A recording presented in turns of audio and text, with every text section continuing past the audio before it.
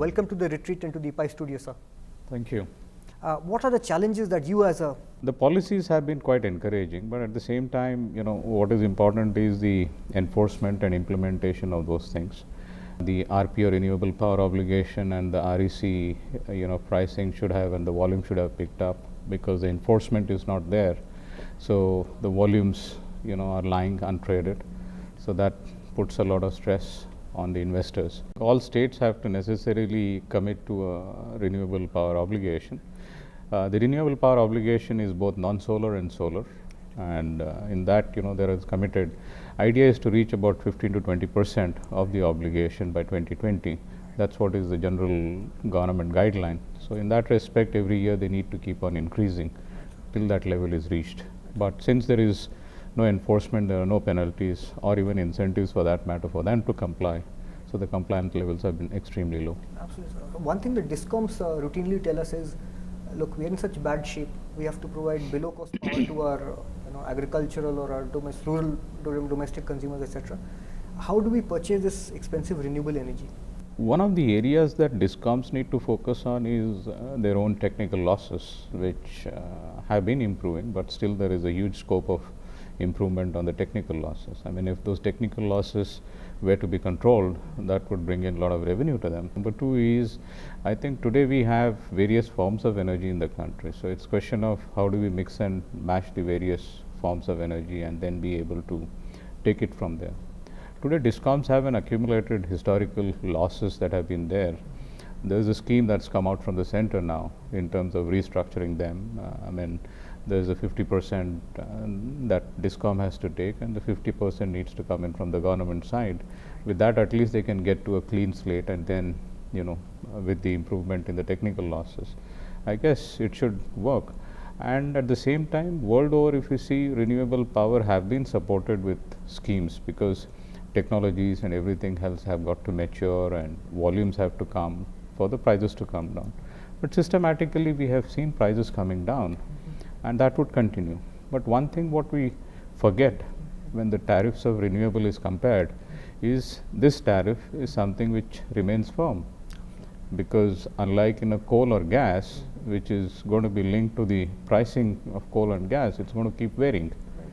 So in a conventional power, you have two parts. There's a fixed part, there's a variable part. Whereas when the regulator sets the tariff for wind or solar, it's fixed for life.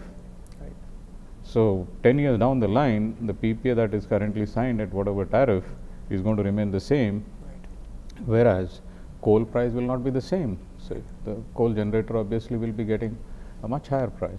So there needs to be a comparison. We are still waiting for the government to announce the GBI implementation, which has been held up for almost 6 months now. So that's actually again very, very important for further investments to happen.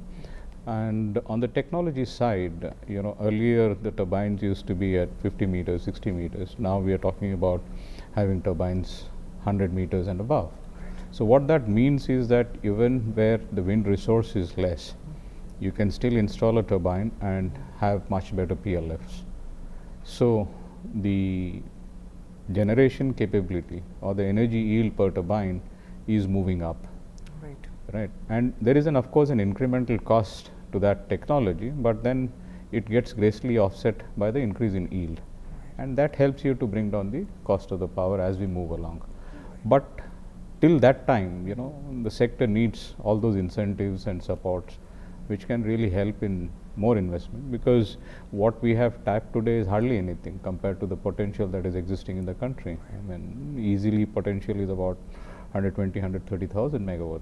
So I agree with you that they need to look at various mechanisms under which generators are taken care and consumer interests are also protected. You have a fair amount of generation in Tamil Nadu and other South Indian states where you are asked to back down generation. Why? Because wind power is coming on at night when too many consumers are really buying power. So they ask you to back it down instead of selling it across India where there would have been demand. What do you think is the way out? I think there is a connectivity of power grid that's likely to come up in the next, I think a year or two, I guess. So that will then enable. At the same time, I think there is, I believe, an industrial load reduction there, Tamil Nadu. So if they are able to arrange power there and consume this, so that can help us to mitigate the current situation, because this forced backing is essentially because of the high frequency. Whenever the grid hits 50.2, then you are asked to back down, and the conventional load or hydro load is absorbed, and wind is the sector which is getting strongly affected. There has been representations made by the associations in Tamil Nadu. Now let's hope we get some relief. What is the way of getting out of this recession and ensuring the renewables grow well in India? See, I think country first needs to look from a energy security perspective, because the biggest advantage in promoting renewable is that you are going to make the country independent and you will have energy security within your own means. At the same time, as these capacities increase, your foreign exchange or any of those things are not there, and this is escalation proof, because it's your own resource, you don't have to pay anything for that. So that becomes to that extent more attractive. And then promoting both wind and solar has distinct advantages, because solar typically works from 10 to 4, Right.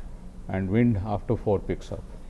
So on a blended basis of wind and solar, if you look at, you can get a much higher availability of power. Some of the people who have been bidding have bid out very aggressive tariffs. I mean, if you look at the biddings in Rajasthan, Andhra Pradesh, Tamil Nadu, have been so aggressive that people are now not able to find means to finance and develop those projects. So PPAs are not signed, no investment has happened. So anything, people who are serious long-term players and who are committing a lot of money, investors like us, look for a long-term stability. I mean, we are not here to build a plant and then sell to someone and then go away. No, we are here, our business is to generate and supply clean power on a long-term sustained basis, contributing to the community where we operate.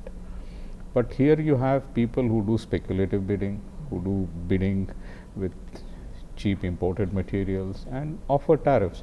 So there has to be some mechanism within the bidding process, such bids are not taken, and or qualifying requirements should be so stiff that you don't get people who are not serious investors. One of the exciting areas that we just discussed was offshore-based power plants, Yeah. wind power plants.